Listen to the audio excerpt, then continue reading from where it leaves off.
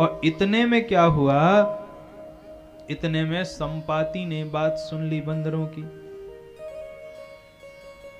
वहीं संपाति रहता था समुद्र के किनारे गुफा में।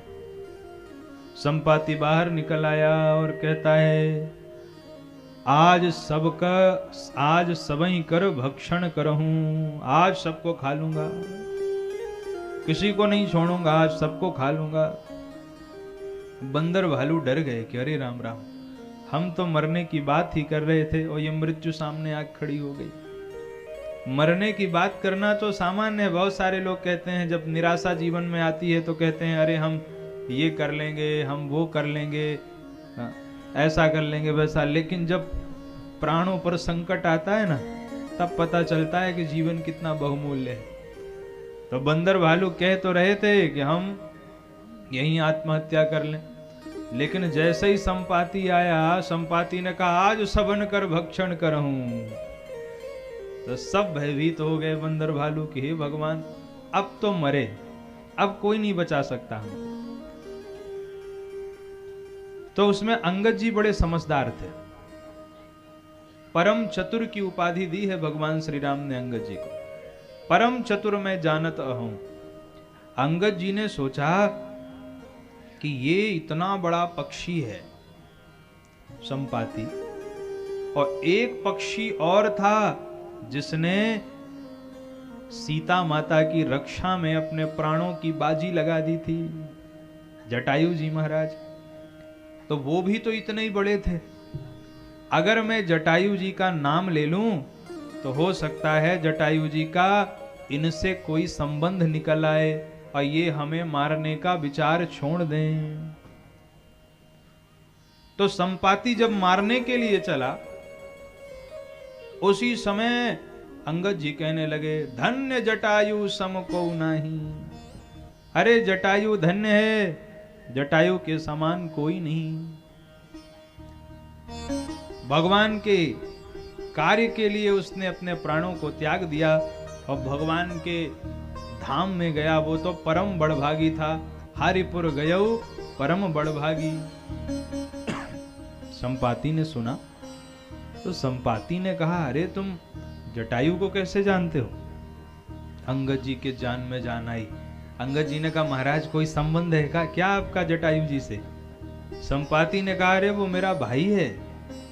तब अंगद जी ने सब बंदर भालुओं से कहा, आप चिंता मत करो, अब नहीं मारेगा, ये काम हो गया है। अंगद जी ने कहा, वाह महाराज, तुम्हारे भाई ने राम काज के लिए अपने प्राणों को त्याग दिया और तुम हम सब राम सेवकों को ही मारने जा रहे हो।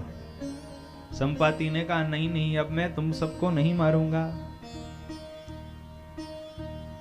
मैं और जटायु हम दोनों भाई थे और एक बार हम दोनों में प्रतिस्पर्धा हुई सूर्य को पकड़ने की। हम दोनों भगवान सूर्य के नजदीक चले गए, उड़ते उड़ते उड़ते। लेकिन जब जटायु भगवान सूर्य के तेज को नहीं सह पाया तो जटायु तो नीचे चला आया। जटायु ने कहा, भैया अब मैं तो जा रहा हूं, नहीं मैं जल जाऊंगा। संपाति कहता है, मैं नहीं लौटा, मैं भगवान सूर्य के नजदीक बढ़ता चला गया। तो बंदर भालुओं ने कहा, महाराज आप लक्ष्य के प्रति बड़े केंद्रित थे और जटायु जी में लक्ष्य के प्रति उतना। अरे कहा, ऐसा कुछ नहीं था, मैं अभिमानी रवि नियरावा, मैं अभिमानी था और मेरा भाई बड़ा समझदार था। मेरा भाई समझदार था जो लौट आया। कहा क्यों?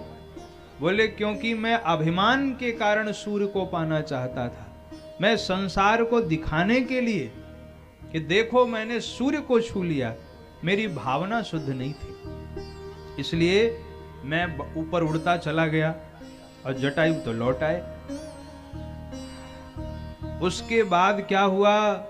बोले भगवान सूर्य की किरणों से मेरे पंख जल गए और मैं ऊपर से नीचे आकर के धड़ाम से धरती पर गिरा चंद्रमा मुनि के आश्रम में।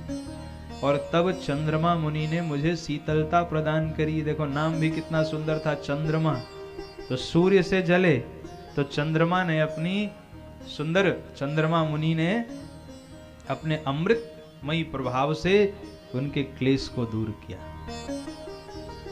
और चंद्रमा मुनि ने उनसे कहा कि हे संपाति, मैं तुम्हें आशीर्वाद देता हूं कि तुम यहीं रहना, और जब त्रेता में भगवान राम के दूत सीता माता का पता लगाने के लिए आए तो तुम उनको सीता का पता बता देना, और जैसे ही तुम उन्हें सीता का पता बताओगे तुम्हें तुम्हारे दोनों पंख वापस प्राप्त हो जाएंगे। देखिए, गिरे दोनों भाई, जटायु भी गिरे और संपाति भी गिरे। दोनों के कार्य में अंतर था। जटायु जी कब गिरे?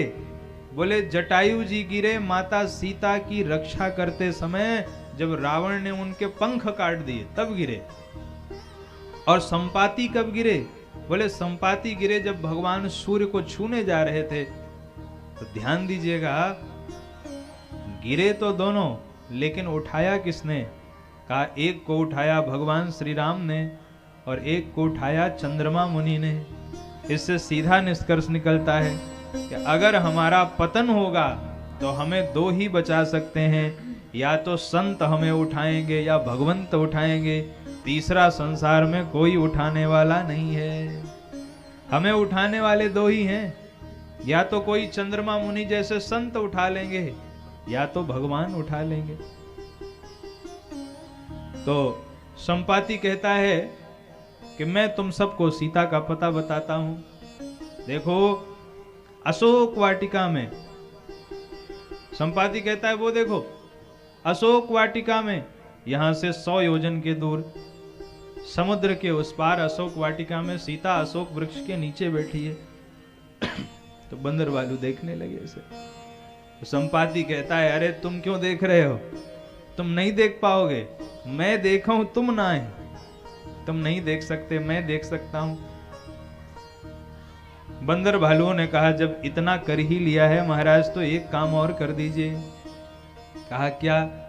बोले उड़ करके चले जाइए, पंख तो आपको जम उग ही गए हैं, तो उड़ के चले जाइए, बस देख के और चले आइए। जब कोई हमारी थोड़ी सी सहायता करता है तो हमको लगता है कि पूरा ही काम कर दे। संपाति ने कहा नहीं नहीं, मैं तुम्हारी सहायता नहीं कर सकता, क्योंकि अब मैं बूढ़ा हो गया हूं, मैं इतनी दूर की यात्रा नहीं कर पाऊंगा। लेकिन मुझे देखो, मोहि बिलो की धरहु मन धीरा, और राम कृपा कस भयउ शरीरा। मुझे देखो, राम की कृपा से मेरा शरीर कितना सुंदर हो गया है, मुझे दोनों पंख हो गए हैं। तो जरा विचार करो कि सीता जी का पता बताने मात्र से जब मुझे पंख मिल गए, तो तुम लोग सीता का पता लगाने जाओगे तो क्या भगवान तुम्हें पंख नहीं दे देंगे? इसलिए राम जी की कृपा पर भरोसा रखो, अपने पुरुषार्थ पर भरोसा मत रखो, भगवान की कृपा पर भरोसा रखो। मोहि बिलो की धरहु मन धीरा, मोहि बिलो की धरहु मन धीरा, राम कृपा कस भयउ शरीरा, राम कृपा भयउ शरीरा। मोहि बिलो की धरहु मन धीरा, मोहि बिलो की धरहु मन धीरा, राम कृपा कस भयउ शरीरा, राम कृपा भयउ शरीरा। ये कह करके संपाति तो चले